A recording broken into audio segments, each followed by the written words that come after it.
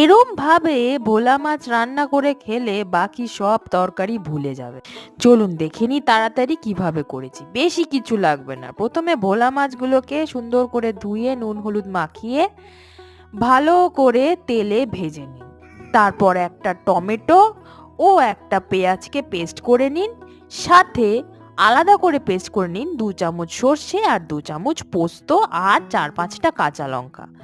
তারপর কড়াইতে তেল দিয়ে প্রথমে টমেটো আর পেঁয়াজ বাটাটাকে দিয়ে দিন। দিয়ে ভালো করে নেড়ে চেড়ে ওর মধ্যে দিয়ে দিন সর্ষে পোস্ত আর কাঁচা লঙ্কা মিক্সড। ভালো করে নেড়ে চেড়ে ওর মধ্যে খানিকটা ধনেপাতা দিয়ে দিন। ধনেপাতা দেওয়ার পর জল ঢেলে দিন। আর সাথে দিয়ে দিন স্বাদ মতো নুন, হলুদ আর শুকনো লঙ্কার গুঁড়ো। ফুটে গেলে ভাজা মাছগুলো দিয়ে দিন। ব্যাস, তারপর নামিয়ে ফেলুন। দেখবেন